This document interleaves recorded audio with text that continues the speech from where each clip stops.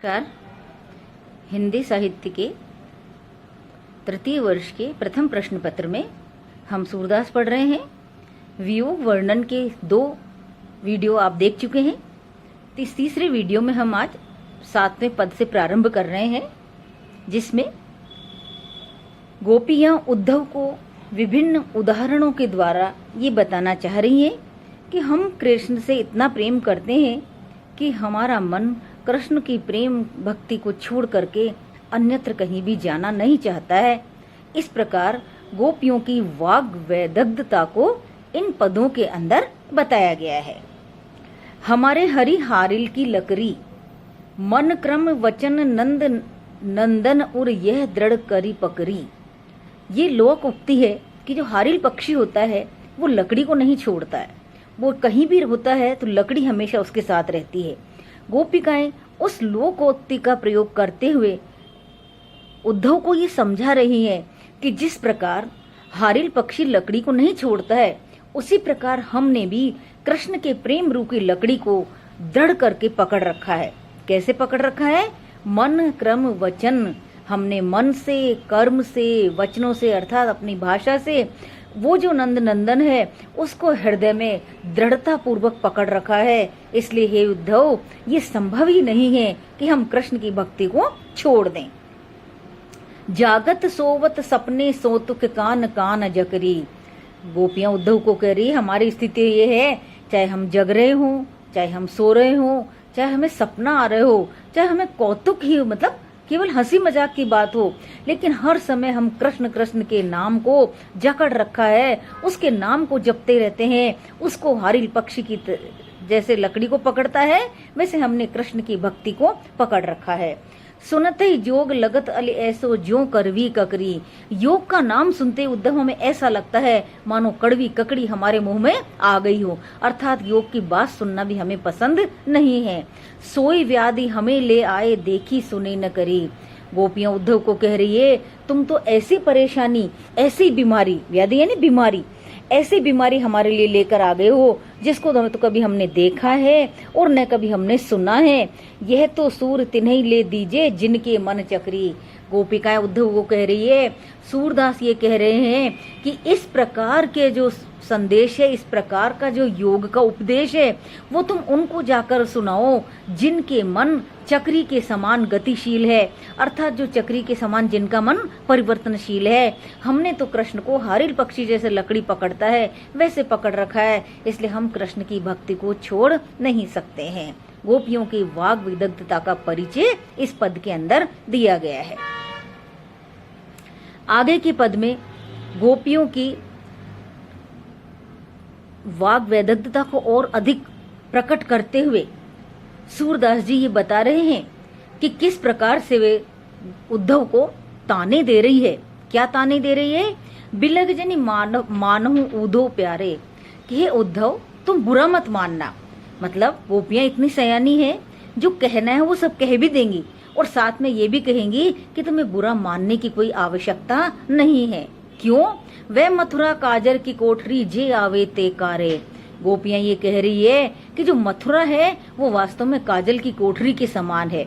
मतलब उसका रूप ही नहीं, गुण के लिए कहा जा रहा है कि जैसे काजल की कोठरी में कितने भी यत्न करने पर वे काजल की एक रेख लगी जाती है, उसी प्रकार मथुरा से जो भी आते हैं वो सब, ऐसा गोपियां कह रही है, बुरे विचारों के होते हैं।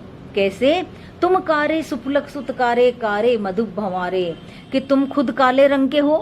वर्ण साम्यता और गुण साम्यता गोपियों ने अपनी चतुराई इसके अंदर दिखाई है कि तुम काले हो।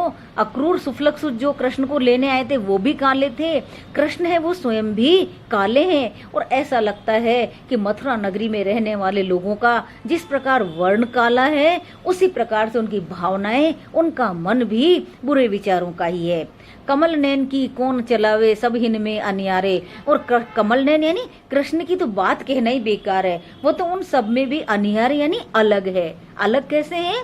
मानो नील माटते काड़े ले जमुना चुपथा पखारे, कि कृष्ण इतने काले हैं कि मानो नीले रंग के मटके में नीले रंग के मटके में उनको डाल दिया हो और मानो जमुना में ला करके उनको नहलाया हो। इसलिए क्या हुआ है, तागुन श्याम भई कालिंदी सूर श्याम गुण न्यारे, कि इसी के कारण से मानो यमुना नदी भी काली हो गई है।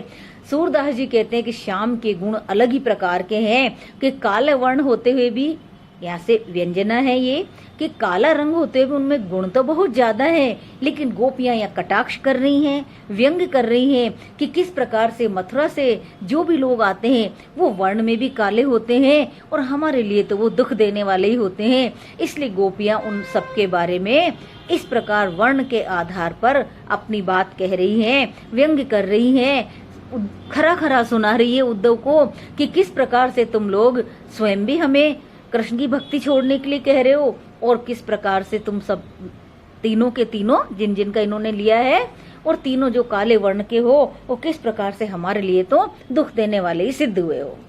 तो इस पद में गोपियों की वाक चातुरता का और गोपियों की उद्धव के प्रति जो भावनाएं हैं उनका सूरदास जी ने वर्णन किया है।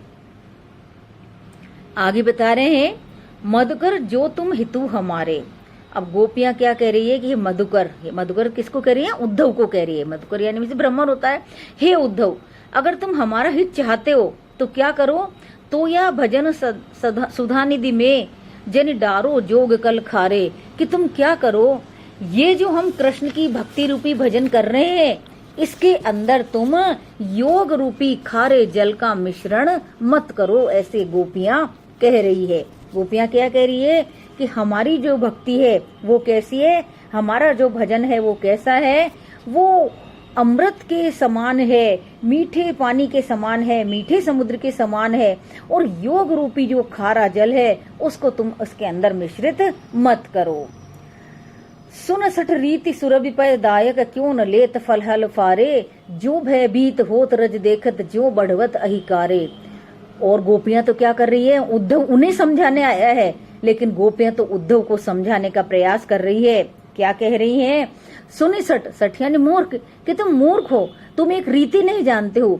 सुरभि पैदायक के कामधेनु के समान कृष्ण का प्रेम, कृष्ण की भक्ति तुम्हारे सामने है, और फिर भी तुम हल्फारे यानी शीघ्रता से उसको क्यों नहीं प्राप्त कर लेते हो। मतलब उसको लेने के लिए बहुत कष्ट भी नहीं करना है, हल सहज में चल रहा है और सहज में तुम्हें वो प्राप्त हो रहा है, लेकिन फिर भी वो कामधेनु का जो दूध है उसके समान मीठी और आनंददायी जो कृष्ण की भक्ति है उसको तुम प्राप्त नहीं कर पा रहे हो।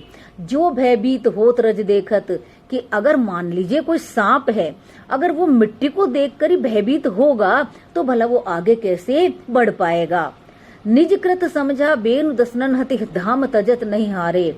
और गोपियां बहुत सुंदर उदाहरण देते हुए उद्धव को ये समझा रही है कि तुम इस बात को तो सोचिए कि अपना कृत समझकर, अपना कर्म समझ करके जो रसना है, जो जिह्वा है, वो क्या करती है, वो दांतों के बीच में रहती है, लेकिन क्योंकि वो उसका घर है तो वो दांतों को छोड़कर कभी घर से बाहर निकलने का प्रयास नहीं करती है।